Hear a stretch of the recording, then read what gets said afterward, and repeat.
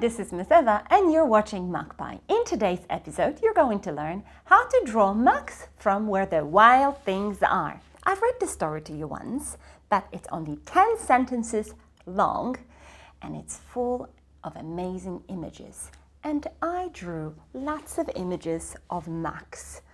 You're going to learn step by step how to draw Max, and you'll find out the secret why I've drawn 2 pictures of Max. Well, there is a huge difference between 2 pictures that are here. I'll tell you the secret once you hear the story. So, Where the Wild Things Are by Maurice Sendak. The night Max wore his wolf suit and made mischief of one kind and another, his mother called him Wild Thing, and Max said, "I'll eat you up." So he was sent to bed without eating anything. That very night, in Max's room, a forest grew and grew and grew until his ceiling hung with vines and the walls became the world around. And an ocean tumbled by with a private boat for Max, and he sailed off through night and day, and in and out of weeks and almost over a year to where the wild things are. And when he came to the place where the wild things are, they roared their terrible roars and gnashed their terrible teeth and rolled their terrible eyes and showed their terrible claws. Till Max said, "Be still," and tamed them with the magic trick of staring into all their yellow eyes without blinking once. And they were frightened and called him the most wild thing of all and made him king of all wild things. "And now," cried Max, "let the wild rumpus start."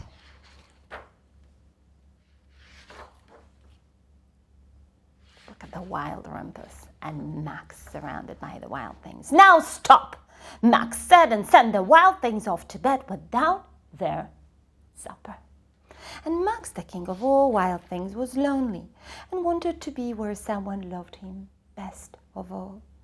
Then all around, from far away across the world, he smelled good things to eat. So he gave up being king of where the wild things are.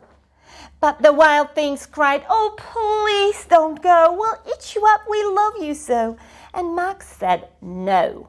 The wild things roared their terrible roars and gnashed their terrible teeth and rolled their terrible eyes and showed their terrible claws. But Max stepped into his private boat and waved goodbye and sailed back over a year and in and out of weeks and through a day and into the night of his very own room, where he found his supper waiting for him. And it was still hot. The end. If you want to know more why Max traveled, do watch the other episode. But today, I want to focus on sketching Max. This is what we are going to be working towards. That's Max that we're going to be drawing. And why is it different? Why have I drawn 2 pictures? I'm going to show you right here from up close. Well, look at this Max. That's Max. And the same Max. This Max is missing something. Is missing something that makes him stand out in the page and actually makes him round. And look at that. This and that. This and that. Well, Mr. Maurice Sendak was a very, very big fan of crosshatching. And he really liked to use his pencil and color into his characters with lines. Just by using lines like that. I'm going to show you right here. You can look at this picture. See, this is cross-hatching. Right here, cross-hatching. That's how the character gets shape. So we're going to begin with sketching Max. Right here, this is our Max. Right here you can see Max, and that will be step by step. So get your pencil ready and a piece of paper. All right, so here we are. Get your pencil. You can stop the video and get it. I'm ready. All righty, so that's my page, and I want to mark, this is where I want Max's ears to reach, and these are his feet. And I have to say, if I divide this into 3 equal parts, so that's 1/3, 2/3, 3/3, that's going to be the head, the body, and the legs. So to sketch the head, I'm going to draw a nice circle. And inside of this circle, I'm going to draw Max's head right here. And the ears, 2 triangles, very pointy. Then a little cylinder. Right now I'm just drawing delicate lines because I'm going to be adding now letter L for the foot, for the leg, and the other leg. That's L and L. Alrighty, right now we've got, alrighty, just a line and a little letter L, again facing backwards. Okay, and now I'm going to be adding a little bit of body.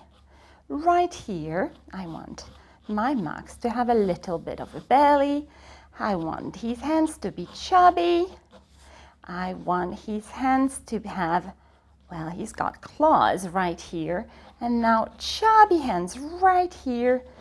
See, that was my line, and I'm just fattening up Max, alrighty. Now his legs are fattening up too right now. Okay. Alrighty, see, this is quite important. Alright, that he's facing this way, so his belly's here. Okay, and right here we've got the legs, and now I want him to be, maybe he's turning back, so I want the face to be actually looking in that direction, so I can see it right that. Okay, and his chin here. Okay, and now this is Max, right? Well, not very cool, I have to say, very, very simple. But what makes Max really interesting is this. That's where the story begins. This is the little lines which you can actually use, and I'm going to use maybe a stronger pencil so you can see. This is like an oil crayon, okay? So right here, you get to see the lines, you see? Right here, okay? He is facing in that direction, and right now, you see, I am going to color in his hand a little bit. Okay, right here is, okay, maybe, see, this is stronger, so maybe just the first layer was using the lighter pencil, actually is something that you can learn to really use delicate strokes at first, so then when you go over them with a stronger one, alrighty, see, this is what I mean, right here. See, this way, it looks like he's facing that way, right here, okay? And one part of the ear only, and then maybe a little bit of a shadow right here, done with just lines, okay? You see right here? And then this is the hand, alrighty, and so only cross-hatching over here, okay? See, it looks like there is light reflected in its body, and right here, look at the belly. only over here, so it looks nice and round. And right here, see? Okie dokie, and see on the edges, only just to make the silhouette visible, right here. Okay, and there is, oh, I forgot about a very important part, the tail, right here. And I love the tail because it's actually, okay, I'm gonna mark where it goes, okay? And look at that, it is actually made of lines, cross-hatching lines. See, they're crossing each other.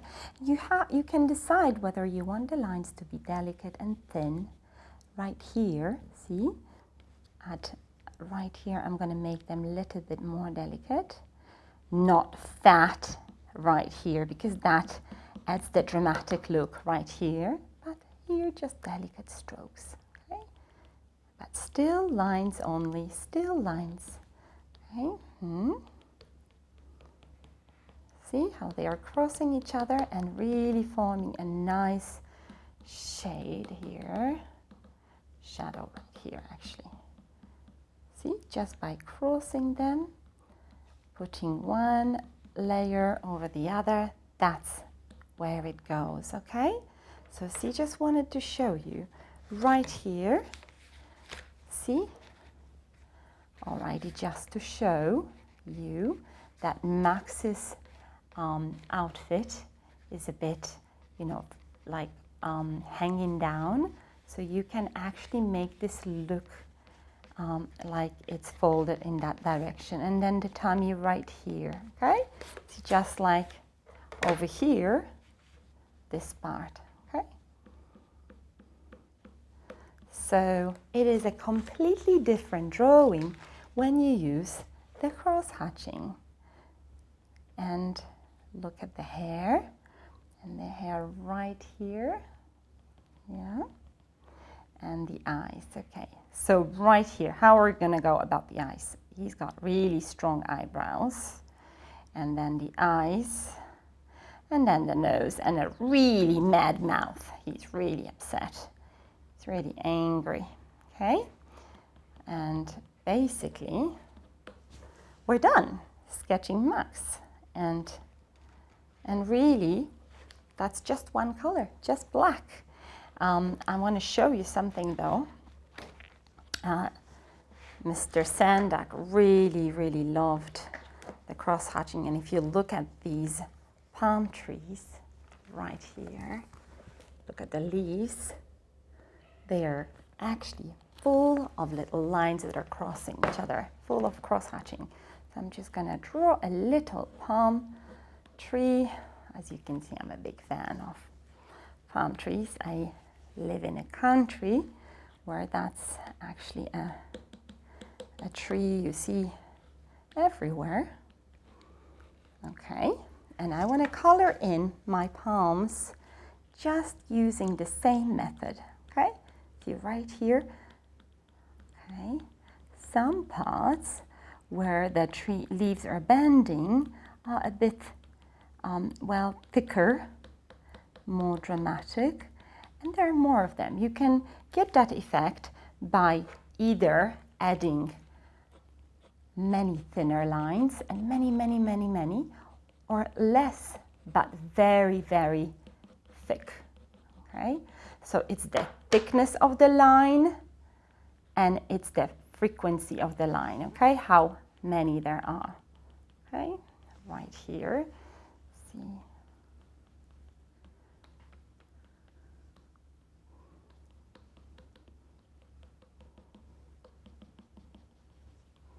Okay, right here. If you want this to be a little bit floppy, right here, then you're going to make it lighter. And when you want this to look like it's bending, you make it darker. So it makes it stand out when it's lighter. Alrighty.